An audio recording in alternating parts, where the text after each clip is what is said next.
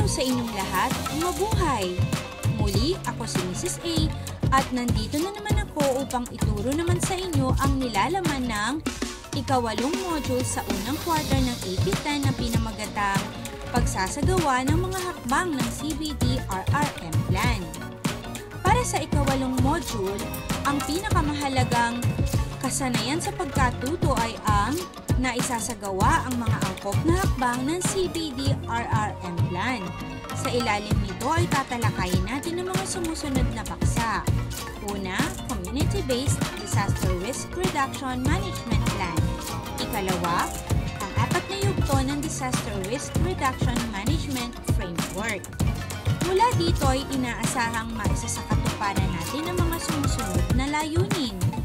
Na ilalahad ang mga konsepto na may kaugnayan sa pagsasagawa ng CBD-RRM Plan at naiisa-isa ang mga hakbang sa pagsasagawa ng CBD-RRM Plan. Handa na ba ang inyong panulat at kwaderno para sa pagtatala ng makahalagang impormasyong matututunan sa panonood ng lesson video ito? Kung gayon ay simulan na natin ang leksyon sa araw na ito. Ang Disaster Risk Reduction or DRR ay konsepto at kasanayan upang maibsan ang mga panganib na dulot ng mga kalamidad sa pamamagitan ng pagsusuri sa mga kadahilanan ng sanhi nito. Ito ay naglalayo na babawasan ang pagkakalantad at pagbawas ng matinding pinsala sa mga tao at ari-arian, epektibong pamamahala ng kapaligiran at pinabuting paghahanda para sa mga posibilidad na masamang mangyari. Karaniwang nangangailangan ng pangmatagalang pagpaplano sa buong sektor at dapat isama sa pambansa at regional na tunguhin ang mabawasan ng mga hazard na dulot ng mga sakuna. Ang mga estratehiya ng DRR ay karaniwang nagsisimula sa pagtataya ng mga sumusunod. Una ay ang mga hazard at mga risk sa isang lugar. Ikalawa ay ang saklaw ng pinsala na maaaring mangyari sa komunidad at infrastruktura. At ang ikatlo ay ang kakayahan ng mga tao upang makabangon mula sa isang posibleng sakuna. Ang Pilipinas ay bahagi ng tinaguriang Typhoon Belt at Pacific Ring of Fire. Bunsod nito ay nalalantad ang Pilipinas sa iba't ibang mga likas na sakuna kabilang na ang bagyo, pagbaha, pagguho ng lupa, lindol at pagsabog ng bulkan. Ang mga kaganapang ito ay madalas na nagreresulta sa pagkawala ng buhay at kabuhayan. Gaano ba kahanda ang mga Pilipino na harapin ang mga kalamidad? Alamin natin ang mga paraan upang maging handa tayo sa mga panganib na dulot nito. Mga batas sa Pilipinas kaugnay ng pamamahala sa kalamidad. Ang unang batas ay ang Presidential Decree 1566. Dito ay gumamit ng top-down approach. Kaya naman, sentralisado ang pamamahala sa kalamidad. Pinaniniwalaan na ang mga kalamidad ay bahagi lamang ng mga pisikal na panganib, kung kaya't ang pamahalaan ay tumututok sa pagtugon sa kalamidad at sa muling pagbangon. Ang Republic Act 1012-1 naman ay gumamit ng bottom-up approach, kung kaya't ang lahat ay tulong-tulong na mabawasan ang mga panganib na dulot ng mga kalamidad.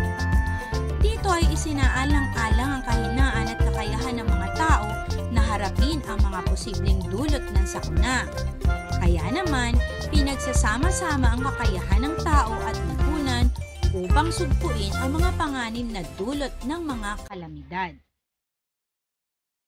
Ang National Disaster Risk Reduction and Management Plan o NDRRMP ay tumutugon sa nilalaman ng Republic Act 1012-1 ng 2010 na nagbibigay ng legal na batayan para sa mga patakaran, plano at programa upang mabawasan ang malaking panganib na dulot ng mga kalamidad.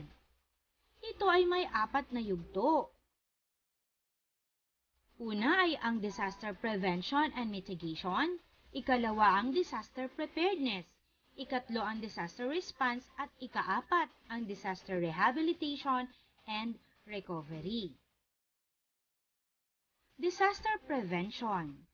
Ito ay ang tuwirang pag-iwas sa masamang epekto ng mga peligro at mga posibleng mga sakuna kaugnay nito. Ito ay naglalayo na ganap na maiwasan ang mga potensyal na masamang epekto tulad ng maagang pagtatayo ng infrastruktura upang maalis ang ilang mga panganib. Regulasyon sa paggamit ng lupain na walang pahintulot, lalo na sa mga high-risk zones. At paggamit ng mga disenyong akma at matibay sa pagkakataong may lindol. Disaster mitigation. Ito ay ang pagbawas o paglimita sa hindi mabuting epekto ng mga hazard at iba pang mga kalamidad. Ang disaster mitigation ay sumasaklaw sa engineering techniques at mga hazard-resilient construction, pati na rin ang pinabuting patakaran sa kapaligiran at kamalayan ng mga tao sa epekto ng kalamidad sa kanilang pamumuhay. Disaster preparedness. Ito ay ang kaalaman at kakayahan ng pamahalaan, mga organisasyon, pamayanan at individual na epektibong tumugon mula sa epekto ng napipinto o kasalukuyang panganib o kondisyon. Disaster response. Ito ay ang pagkakaloob ng agarang serbisyo at tulong pagkatapos ng isang sakuna. Layunin nitong makapagligtas ng buhay, matiyak ang kaligtasan ng lahat, at matugunan ang mga pangunahing pangangailangan ng mga taong maapektuhan. Disaster rehabilitation and recovery. Ito ay ang pagpapanumbalik at pagpapabuti ng mga pasilidad, kabuhayan at kondisyon ng pamumuhay ng mga komunidad na naapektuhan ng kalamidad. Kabilang din ang pagsisikap na mabawasan ang posibilidad na maganap muli ang peligrong dulot nito. Ang mga konsepto ng apat na yugto ng DRRM ay magkakaugnay at kapwa pinagtitibay nito ang bawat isa. Hindi magiging matagumpay ang DRRM kung hindi tutugunan ang lahat ng yugto nito. Upang mas maunawaan kung paano ang sistematiko at kolektibong pagpaplano ng kalamidad, ang mga sumusunod ay ang mga pangkalahatang layunin at tungkulin ng ilang mga ahensya ng gobyerno sa konteksto ng apat na yugto ng DRRM. Para sa disaster prevention and mitigation, ang namumuno rito ay ang Department of Science and Technology. Ito ay may layuning maibsan ang panganib na posibleng maranasan ng komunidad. Subalit tungkulin din nito ang mapagtibay ang kakayahan ng mga komunidad upang makayanan nilang sagupain ang posibleng kalamidad na sumalanta sa kanila. Para naman sa disaster preparedness, ang nangungunang ahensya dito ay ang Department of Interior and Local Government. Naglalayon itong mapalakas ang kapasidad ng mga komunidad upang makayanan ng negatibong epekto ng mga kalamidad. Ito rin ay may tungkuling makapagbigay ng tamang kaalaman sa komunidad tulad ng mga kinakailangang kasanayan upang makayanan ang mga negatibong epekto ng isang sakuna.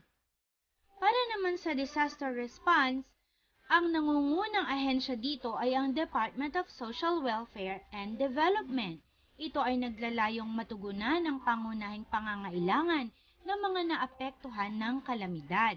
At ito rin ay may tungkulin batay sa katanggap-tanggap ng mga pamantayan sa panahon o pagkatapos ng isang kalamidad. Para naman sa disaster rehabilitation and recovery, ang nangunguna ritong ahensya ay ang National Economic and Development Authority. Ito ay naglalayong maibalik ang kondisyon ng pamumuhay ng apektadong komunidad at may tungkulin din itong makatulong sa pisikal at psikolohikal na rehabilitasyon sa mga taong matinding naapektuhan ng kalamidad. Muli, ako si Mrs. A na nag-iiwan sa inyo ng isang magandang araw. Hanggang sa muli nating pagkikita, paalam!